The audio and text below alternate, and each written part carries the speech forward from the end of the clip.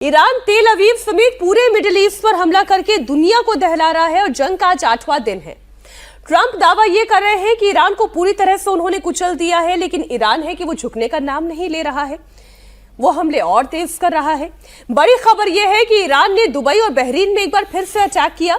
Dubai में America से जुड़े हुए इंफ्रास्ट्रक्चर को निशाना बनाया गया, तो बहरीन में अमेरिकी बेस पर हमला बोला है। इस बीच ईरान में एक बार फिर भूकंप के जोरदार झटके लगे हैं। ईरान के तटीय शहर बंदर अब्बास के पश्चिमी क्षेत्र में 4.1 तीव्रता का भूकंप दर्ज किया गया है। कुछ जानकारों का मानना है कि यह प्राकृतिक भूकंप हो सकता है, लेकिन मौजूदा हालात में और खासतौर पर जो रिक्टर स्केल पर इसकी तीव्रता है उसे देखकर ऐसा लग रहा है कि यह परमाणु परीक्षण भी हो सकता है, क्योंकि न्यूक्लियर एनरिचमेंट प्रोग्राम तो कभी बंद हुआ ही नहीं। और राकेश जी, ये कोई परमाणु परीक्षण हो सकता है, ये ऐसी संभावना और इसलिए दिखाई दे रही है क्योंकि अभी इस जंग के शुरू होने के 3 दिन के अंदर अंदर एक ऐसा ही भूकंप आया था, इसी क्षेत्र में आया था और उसकी तीव्रता 4.3 रिक्टर स्केल पर मापी गई थी। तो कुछ तो ऐसा हो रहा है जो थोड़ा अनयूजुअल दिखाई दे रहा है। देखिए, इससे इनकार नहीं किया जा सकता कि ईरान परमाणु परीक्षण नहीं कर सकता, लेकिन एक रिपोर्ट मैंने पढ़ी थी, उस रिपोर्ट के हिसाब से कहा गया था कि अयातुल्लाह अली खामनेई परमाणु बम बनाने के पक्षधर नहीं थे। और उसका कारण जो दिया गया था, कितनी सच्चाई मैं नहीं जानता, उसका कारण ये दिया गया था कि इस्लाम इस बात की इजाज़त नहीं देता। उसके चलते परमाणु परीक्षण वो नहीं कर, यानी परमाणु बम बनाने के पक्ष में ईरान नहीं था।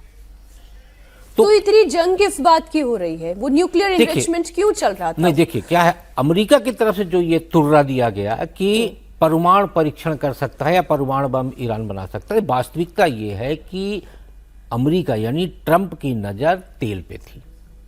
वो हर उस कंट्री को अपनाना चाहते हैं या हथियाना चाहते हैं जहां तेल का प्रचुर भंडार है।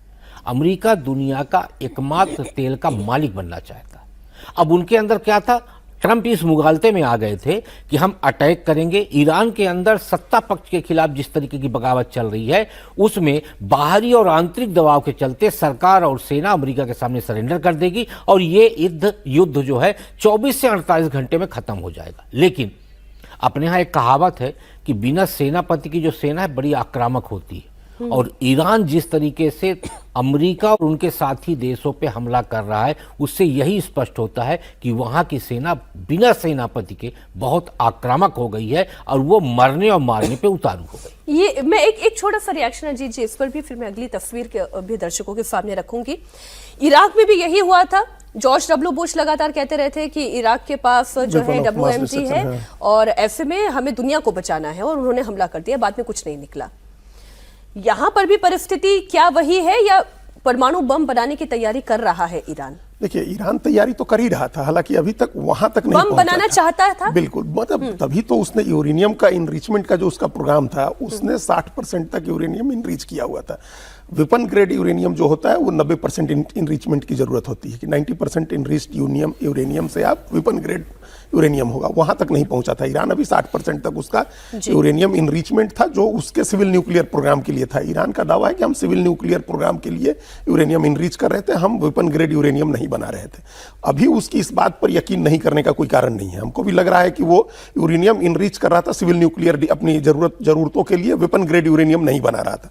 लेकिन अमेरिका ने, अच्छा दूसरी बात ये हम लोग पहले भी चर्चा कर चुके हैं, जब पिछले साल जून में उसके तीनों जो न्यूक्लियर फैसिलिटीज हैं अमेरिका ने नष्ट कर दिए। ट्रंप ने कहा, उनके शब्द हम बार बार दोहराते हैं यहाँ, कि ऑब्लिटरेट कर दिया। ऑब्लिटरेट करने का मतलब नामो निशान मिटा दिया। जब आपने नतांज में, इस्फहान में और फोर्दो में जब नामो निशान मिटा दिया, तो फिर अब किस बात की लड़ाई? अब कहां से परमाणु बम? जब आप कहें कि आपने नामो निशान मिटा दिया, ऑब्लिटरेट कर दिया, नहीं कर पाए थे, या तो उस समय नहीं कर पाए थे, आपने झूठ कहा था।